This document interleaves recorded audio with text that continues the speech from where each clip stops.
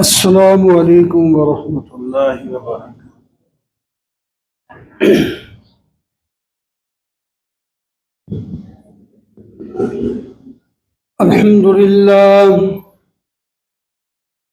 الحمد للہ وکفى والصلاة والسلام على سید الرسل وخاتم الانبیاء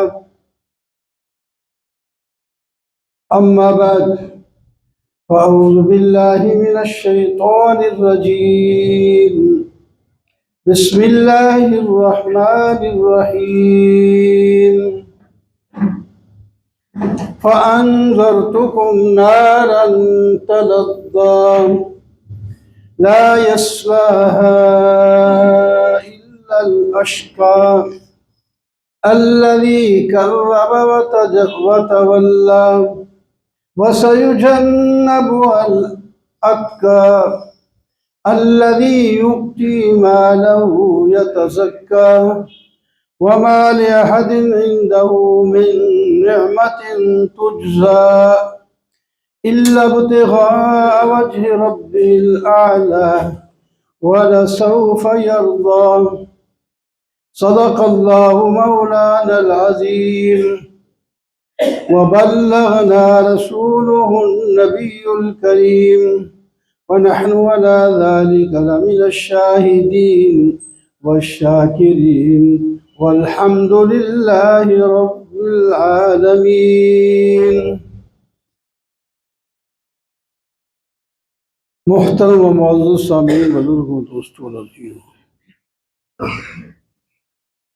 سورہ اللیل کی آخری چند آیتیں آپ کے سامنے تلاوت کی ہیں، جس میں رب کائنات الہ العالمین خالق کائنات فرما رہے ہیں فَأَنذَرْتُكُمْ نَارًا تَلَظَّىٰ، لوگو میں تمہیں خبردار کرتا ہوں شعلہ مارنے والی آگ سے، ڈر جاؤ، شعلہ مار تلظّیٰ، جس کے شعلے خود قرآن پاک نے ذکر فرمایا،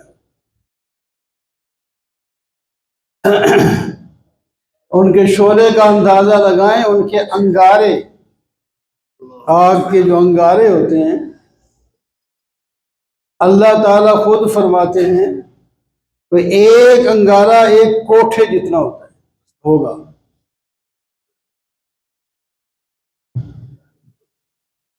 کوٹھا، ایک کمرہ، ایک مکان، اس جتنا ایک انگارہ ہوگا۔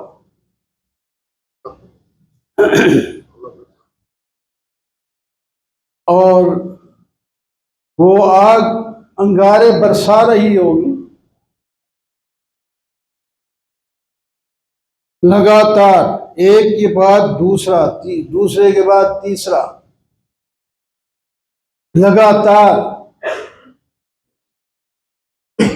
انطلقوا إلى ما كنتم به تكذبون انطلقوا إلى ظل ذي ثلاث شعب لا ظليل ولا يغني من الله إنها ترمي بشرر كالقصر، وہ جہنم کی آگ اس طرح انگارے بچھا رہی ہوگی، اپنا برسا رہی ہوگی جیسا کہ کوٹھے۔ اور آگے كأنه جمالة صفر، آپ دیکھتے ہیں جب کئی اونٹ لے جائے جا رہے ہوتے ہیں تو قطار کے ساتھ ایک آگے اس کے بعد پیچھے اس طرح پوری لائن لگی ہوتی ہے۔ اس کا مطلب یہ ہوا وہ موٹے موٹے انگارے بھی جس طرح قطار میں اونٹ جا رہے ہوتے ہیں اسی طرح وہ برس رہے ہوں گے۔ اللہ جمالۃ صف. تو اللہ تعالیٰ فرماتے ہیں میں تمہیں اس آگ سے خبردار کرتا ہوں، اس سے بچو، ڈرو. یا اللہ، کیسے بچے؟ کون اس میں داخل ہوگا اور کون اس سے بچے گا؟ اللہ تعالیٰ فرماتے ہیں وہ بھی میں بتا دیتا ہوں. اس میں داخل کون ہوگا اور اس سے بچے گا کون؟ وہ ساتھ بتا دیا. لا یصلاھا الا الاشقی، اس آگ میں اور کوئی نہیں داخل ہوگا، وہ داخل ہوگا جو بڑا بدبخت ہو. اشقی الذی یصلی النار الکبری، اس بڑی آگ میں وہ داخل ہو کے جلے گا.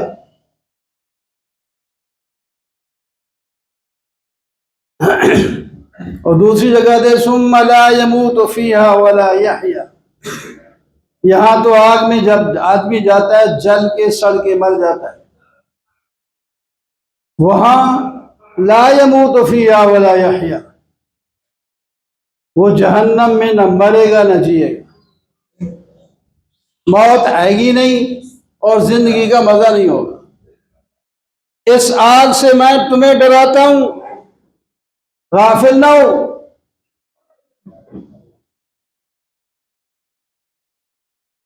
تو الذی کذب وتولی، پھر اس کی پہچان بتائی.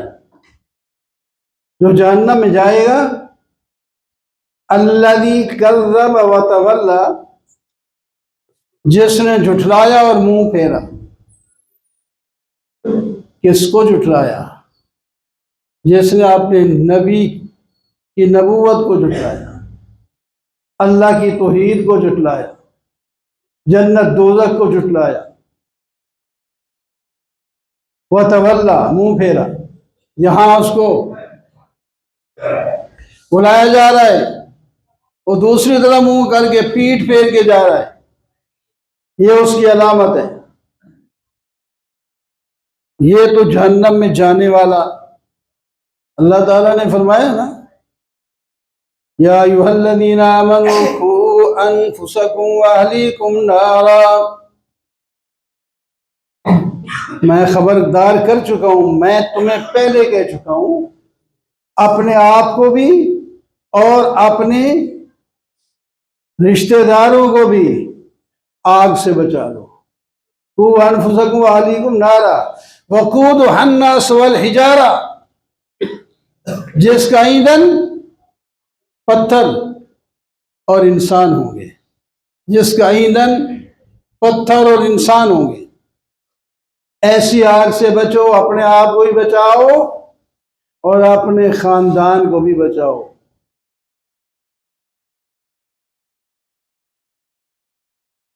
یا اللہ، اس سے کون بچے گا؟ اس کی بھی کچھ خبر دے دیں.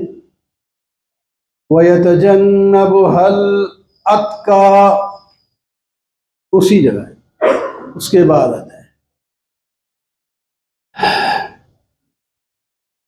اس شعلے مارنے والی، انگاروں کی بارش برسانے والی آگ سے بچے گا وہ شخص الذی اتقی، جو سب سے بڑا پرہیزگار ہو.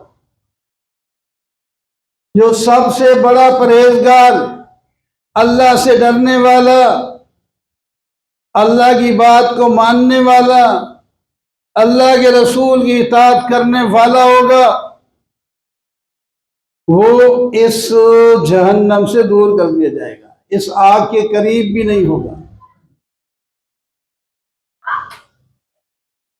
وَيَتَجَنَّبُهَا الْأَتْقَى الَّذِي يُؤْتِي مَالَهُ يَتَزَكَّى،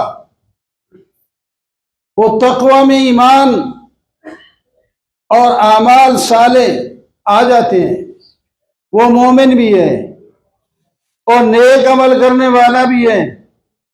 آگے الذی یؤتی مالہ یتزکیٰ، وہ اپنا مال اللہ کی راہ پر خرچ کر کے پاک بنتا ہے، اپنا مال بھی اللہ کی راہ پر خرچ کرتا ہے۔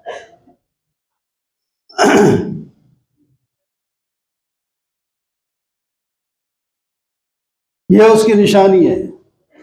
وہ جوڑ جوڑ کے گن گن کے نہیں رکھتا، وہ اللہ کے نام پر دیتا چلا جاتا ہے، دیتا چلا جاتا ہے، جہاں ضرورت ہے دیتا ہے۔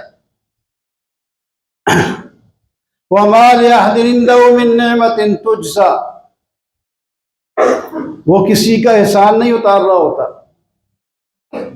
کہ کسی نے اس پر احسان کیا اس واسطے یہ خرچ کر کے اس کا احسان اتار رہا ہے، ایسا نہیں، وہ اللہ کی رضا کے لیے۔ وَمَا لِأَحَدٍ عِندَهُ مِن نِّعْمَةٍ تُجْزَىٰ إِلَّا ابْتِغَاءَ وَجْهِ رَبِّهِ الْأَعْلَىٰ، اور اپنے بلند اور برتر رب کی رضا کے لیے وہ خرچ کر رہا ہوں۔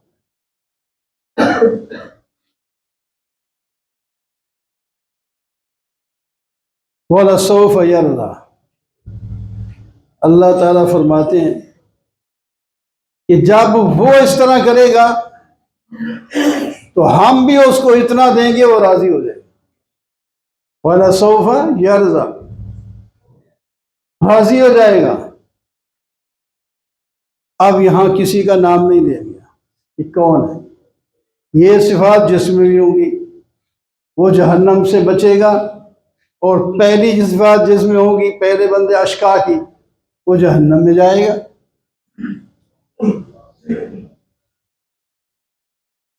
آگے شان نزول کے مطابق صحابہ کرام نے اور مفسرین نے ان کی تعیین کی ہے کہ اصل شروع میں یہ کن کے لیے آیتیں آئی ہیں، ہے تو عام سب کے لیے، قرآن ایک بندے کے لیے نہیں ہوتا، سب کے لیے۔ فرمایا یہ جو اشقا جس کو کہا گیا ہے یہ امیہ بن خلف دشمنان اسلام میں سے ایک بہت بڑا دشمن تھا، نبی علیہ الصلوۃ والسلام کا بھی اور دین کا بھی، اور پرلے درجے کا بخیل تھا اور ظالم تھا۔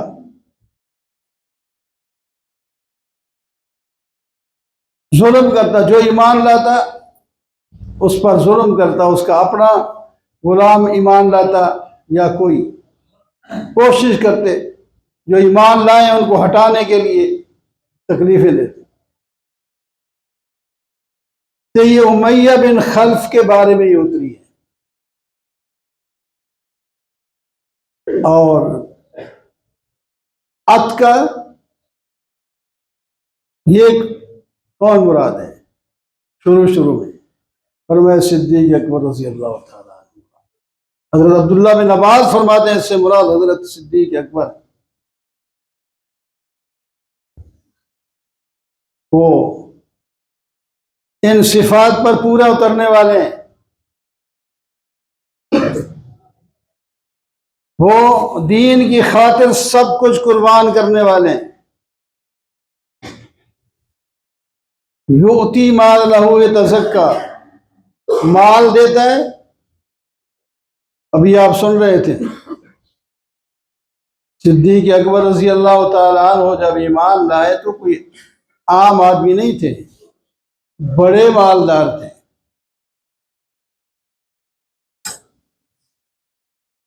اس وقت کے لحاظ سے 40,000 دینار و درہم اس کے پاس تھے، وہ سارے کے سارے اسلام پر خرچ کرتے، نبی علیہ السلام پر خرچ کرتے، دین پر خرچ کرتے، غلاموں کو خرید کر آزاد کرتے تھے۔ یہی حضرت بلال کا بھی ابھی آپ تذکرہ سن رہے تھے، اسی امیہ بن خلف کا غلام تھا۔ یہ ظالم حضرت بلال رضی اللہ تعالی عنہ جب ایمان لے آئے، اس کو دہکتے ہوئے انگاروں پر لٹا کر اوپر بہت بڑی پتھر کی چٹان رکھ دیتا، نیچے آ گئے، اوپر پتھر ہے۔ وہ کہتا ہے جب تک تو ایمان نہیں چھوڑے گا تیرے ساتھ یہی کچھ ہوتا رہے گا۔ بہت کچھ لمبی باتیں ان کے بارے میں۔ صدیق اکبر ایک دفعہ گزرے تو وہ ظلم کر رہا تھا۔ حضرت نے فرمایا، حضرت صدیق اکبر نے، امیہ تجھے شرم نہیں آتی؟ ایک غلام کو ایمان لائے تو اس کو اس طرح تکلیف دے رہا ہے۔ اس نے آگے منہ بنا کے کہا، اس کو تم نے بگاڑا ہے۔ فرمایا ہم نے بگاڑا ہے تو پھر اس کو بیچ کے میں خرید لیتا ہوں، چھوڑ دے۔ میرے پاس تیرے مذہب کا ایک غلام ہے، نوجوان ہے، طاقتور ہے، وہ لے لے اور اس کو چھوڑ دے، میرے حوالے کر دے، سودا کرو کہ ٹھیک ہے۔ حضرت بلال کو امیہ سے چھڑوا کر اللہ کے لیے آزاد کر دیا۔ پھر اس نے دین پر محنت کی۔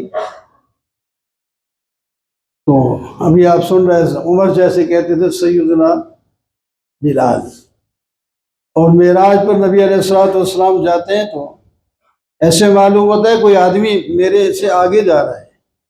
جبرائیل یہ کون ہے جو مجھ سے بھی آگے جا رہا ہے؟ کیونکہ آواز آ رہی ہے جس طرح کوئی آدمی چل رہا ہو، تو اس سے معلوم ہوتا ہے کوئی آگے جا رہا ہے۔ حضرت جبرائیل علیہ السلام نے فرمایا آپ کے آگے کوئی نہیں جا رہا، یہ آپ کا غلام بلال ہے، مسجد نبی میں اذان دینے کے لیے مدینے کی گلیوں میں سے نکل کے جا رہا ہے، اس کی آواز آپ یہاں سن رہے ہیں۔ یہ ہے ایمان کی برکت، دنیا میں اللہ نے عزت دی۔ اللہ اکبر۔ بلکہ شیخ الحدیث حضرت مولانا محمد صوفی سرور رحمہ اللہ فرماتے تھے سب سے پہلے جو جنت میں پاؤں رکھیں گے وہ حضرت بلال ہوں گے۔ کی وجہ بیان کرتے تھے کہ نبی علیہ السلام سواری پہ ہوں گے، جانا تو انہوں نے پہلے ہے، تو لگام پکڑے ہوئے گے حضرت بلال ہوں گے، جو لگام پکڑے گا اس کے قدم پہلے ہی پڑیں گے۔ ایسا وہ آدمی تھا، ایسا جس کو حضرت صدیق اکبر نے خریدا۔ حضرت زنیرہ حضرت عمر کی باندھی تھی، جب ایمان نہیں لائے تھے حضرت عمر، تو اس کو اتنا مار مار مار کے اس کی آنکھیں ختم کر دی، نابینا ہو گئی۔ بعد میں حضرت عمر کو اللہ تعالیٰ نے ایمان کی توفیق عطا فرمائی، اس کو بھی حضرت صدیق اکبر نے خرید کے آزاد کیا۔ اور لوگ کہتے تھے یہ بت پرستی سے جو ہے اپنے پہلے خداؤں کو چھوڑ کے گئی ہے، اس وقت نابینا ہو گئی ہے۔ اس نے دعا مانگی، یا اللہ لوگ مذاق کرتے ہیں، میری نظر واپس کر دے۔ سویرے اٹھی تو آنکھیں صاف نظر آ رہا۔ تو میرے دوستوں اور بزرگوں، اللہ تعالیٰ فرماتے ہیں میں تمہیں خبردار کر چکا ہوں، جنت میں جانے والے اور آگ سے بچنے والے اور آگ میں جانے والوں کے صفات بھی تمہیں بتا چکا ہوں۔ تم ان صفات کو اپناؤ جو جنتی لوگوں کی ہیں، اور ان صفات سے بچو جو جہنمی لوگوں کی ہیں۔ اللہ تعالی ہمیں جنتیوں کی صفات کے ساتھ موصوف ہونے کی توفیق عطا فرمائے۔ وصلی اللہ تعالی